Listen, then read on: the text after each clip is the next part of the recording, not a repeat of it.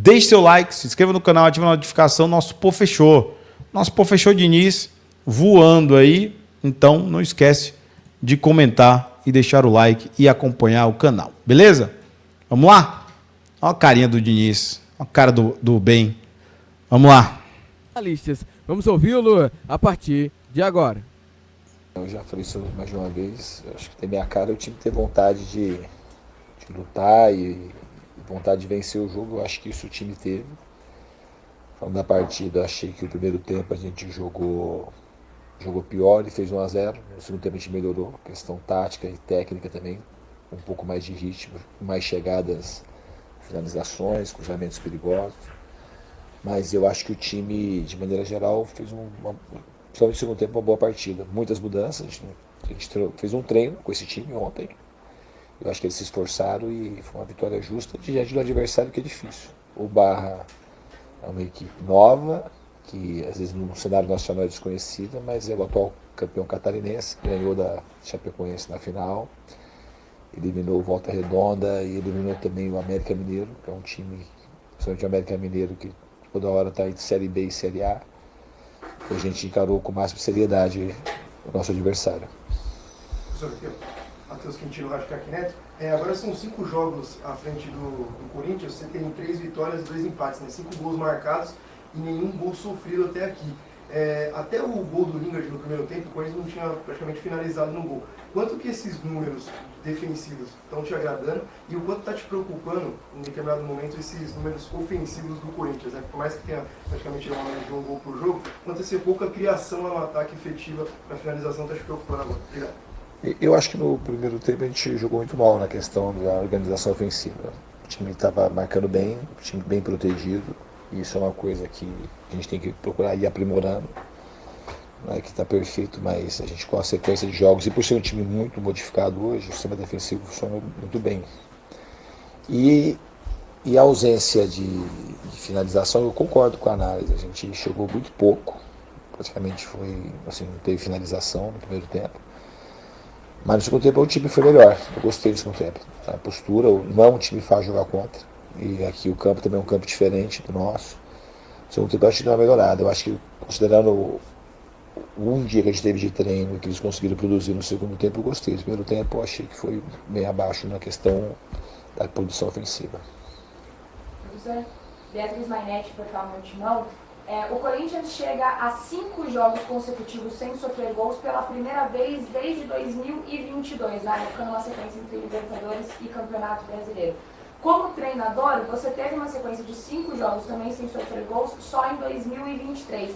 Qual que é o peso dessa consistência defensiva, mesmo com alterações de peças, e qual que é o planejamento para manter isso a partir daqui? Muito obrigada.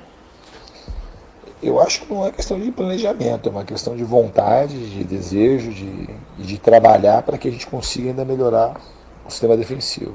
Hoje a gente ofereceu algumas situações que a gente não precisava, mas é um número importante e o time está muito consciente. Eu acho que os jogadores estão muito dedicados na questão defensiva e não é os 4 defensores e o volante, é o time como um todo. E é a maneira que eu gosto, que eu compreendo o futebol, que todos têm que colaborar. E aqui está tendo uma entrega muito grande, que começa hoje com o Jesse e com o Pedro Raul, como foi com o Yuri e com o Garro nos outros jogos. E eles sabem que isso é importante para a equipe, para ter essa consistência, para facilitar lá para os nossos defensores, para o nosso goleiro. Aqui, Luiz, boa noite. Aqui do Bióide Central do Timão. Kiz, eu queria que você pudesse dar uma atualização sobre a situação do Kaique. A gente viu ele saindo ali chorando bastante, saindo ali de maca. Uma primeira avaliação, claro, ainda tem que fazer os exames, mas o que você pode dizer da lesão de um garoto que vinha sendo titular em todas as partidas até então, sob o seu comando? Olha, eu torci para que não seja nada grave. Ele saiu e fez alguns exames preliminares, mas eu acho que é muito prematuro a gente falar. Esse é um tipo, quando sai um jogador com torção no joelho, a gente tem que esperar os exames de imagem para a gente não se precipitar nem para um lado nem para o outro. A torcida é muito grande para que não tenha nada grave ali. Diniz, Júlia Passafaro, da Rádio Coringão. Hoje você entrou com um time misto, você tinha um plano já de vir com os mesmos jogadores, e hoje com um time mais mesclado. Isso tem a ver com o controle de carga por conta das quantidades de jogos ou mais para você testar umas novas peças para próximos jogos? Eu acho que são as duas coisas. Eu falei depois do jogo do Santa Fé que o jogador não é só músculo e osso, mas ele também é músculo e osso, mas não é só isso. Juntando todos os componentes, dados fisiológicos do nosso departamento, que é muito atuante, e conversando com os jogadores, e a percepção, principalmente do que eu tive do jogo do Vitória, eu achei que era muito importante para a gente preservar os jogadores. No fundo, a gente jogou só um titular jogando o jogo todo mesmo, foi o Gustavo Henrique, ou seria o Kaique. O Matheus Vitinha não tinha jogado contra o Vitória por causa da expulsão contra o Palmeiras. Então não era um time muito mesclado, era um time praticamente todo modificado, só com de linha acabou jogando só um jogador, nessa sequência do que foi o Gustavo Henrique. E eu acho que foi a somatória de todos os fatores fisiológicos, biológicos e da percepção que eu tive dos jogadores e da conversa também com os outros componentes do Corinthians, né? Porque eu sou um cara aberto, eu gosto de conversar e para tomar as melhores decisões. Eu acho que foi um acerto hoje tirar o pé para que os jogadores pudessem se recuperar bem e também para que a gente tenha um time para votar. Os jogadores têm um nível muito parecido àqueles que estão jogando, que não estão jogando. Às vezes a manutenção ela se dá porque conforme o time vai jogando sequencialmente, vai ganhando um outro tipo de entrosamento e acaba ficando com mais chance de ganhar os jogos. Mas o nível do elenco é um nível bastante homogêneo e um nível alto. Gustavo, presidente da Corintiana, a torcida ainda quer ver mais do Zaccaria e do Lingard. Então tem a expectativa que os dois até começassem como titulares juntos. Fisicamente, como que eles estão? Quando você tira o Lingard e coloca o Zaccaria, eles estão bem para jogar 90 minutos ou era um planejamento mesmo de ter os dois, um por um tempo, outro pelo outro? Como que eles estão assim, fisicamente para essa torcida? Eu acho que eles estão melhorando. São dois jogadores. O Jess fazia muito tempo que eu não via jogar. E estou conhecendo ele de perto agora, está evoluindo. E o Zaca também. Tá, eu estou gostando daquilo que eu estou vendo.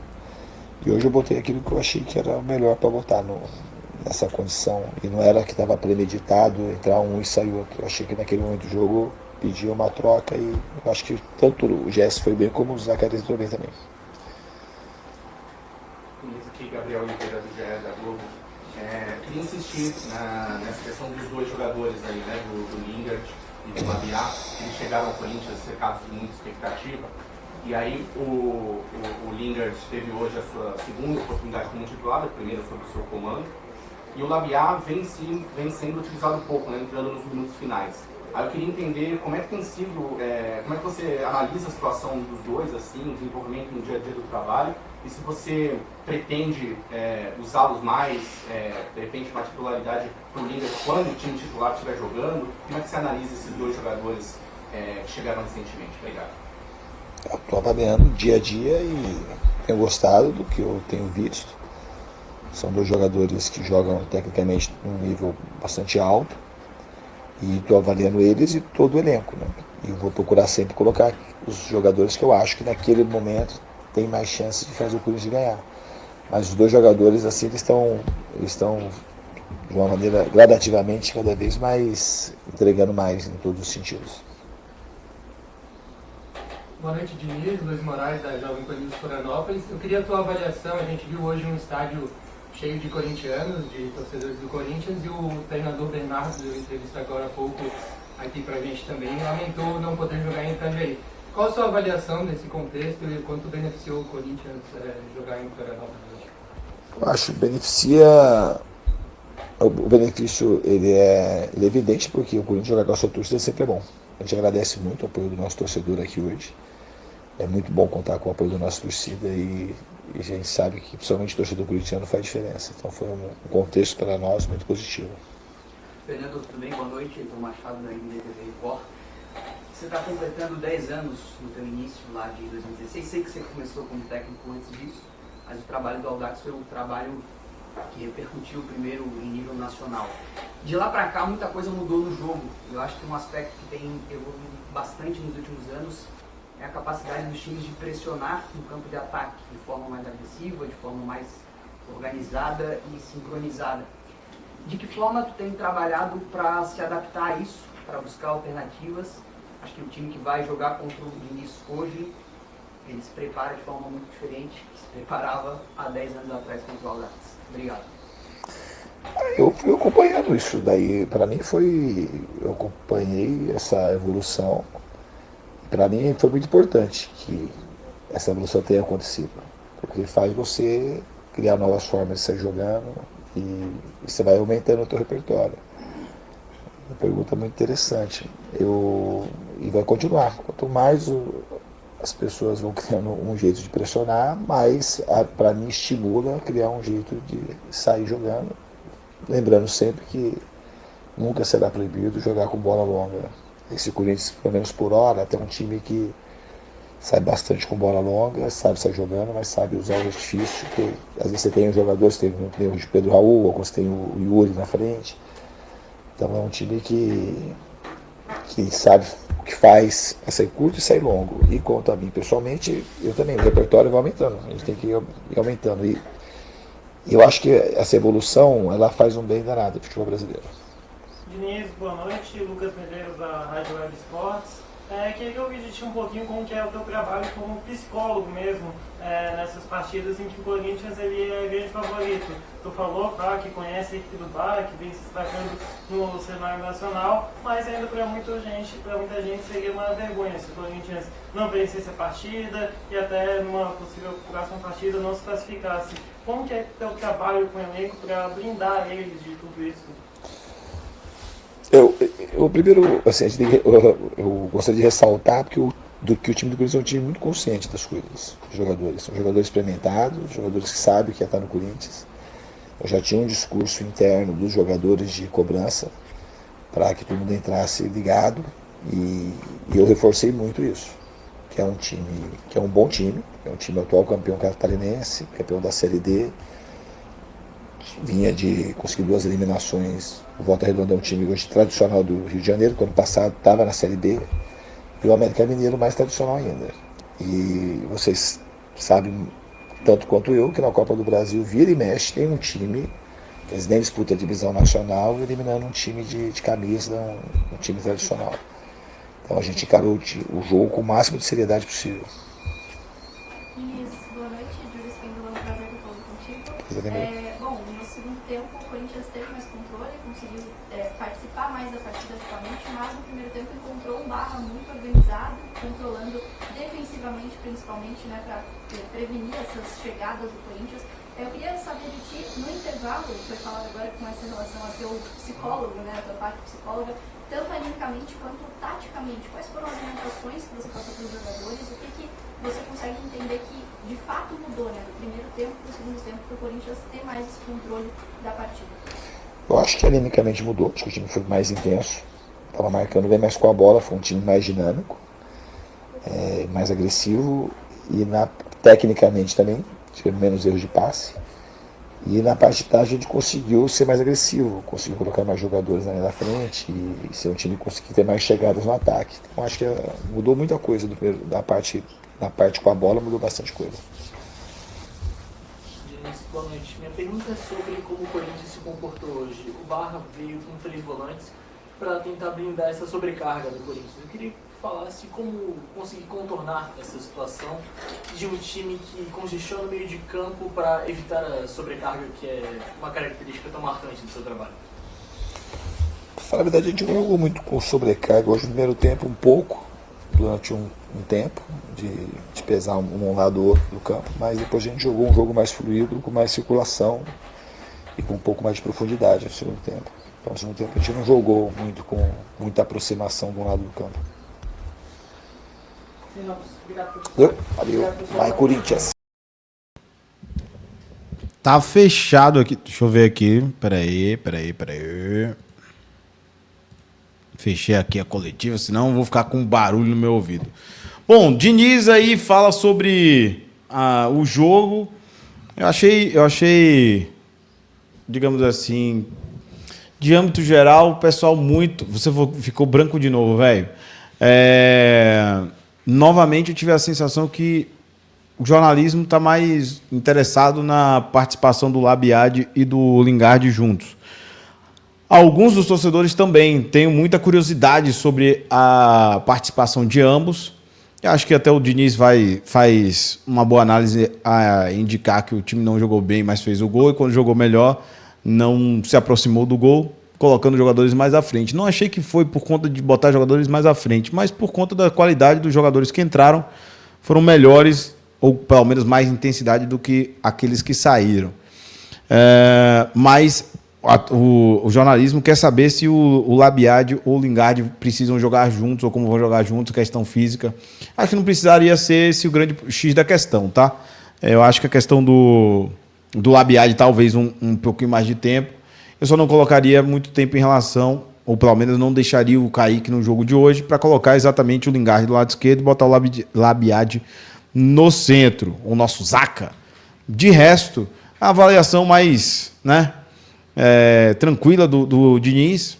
Agora sim, aquela questão de aquela pergunta que foi beneficiado o Corinthians por jogar lá na ressacada. Não tinha outra condição, né? Qualquer lugar que o Corinthians fosse, que não fosse Balneário, seria vantagem, né? Então, eventualmente, não tem muita novidade sobre o Corinthians nesse ponto. E aí a vantagem seria sempre.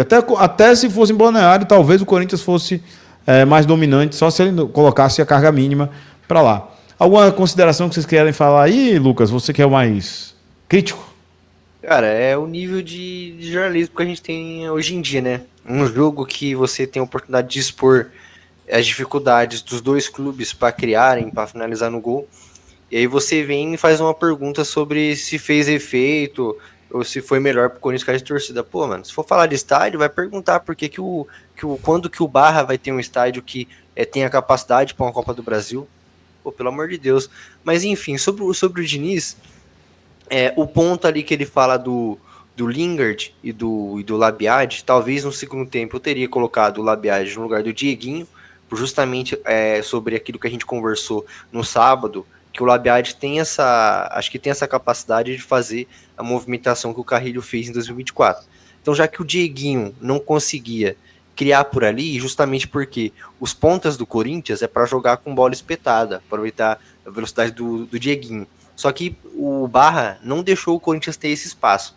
Então eu concordo que acho que dava para ter colocado o Labiad sim antes, porém no lugar do Dieguinho para ele cair pela direita.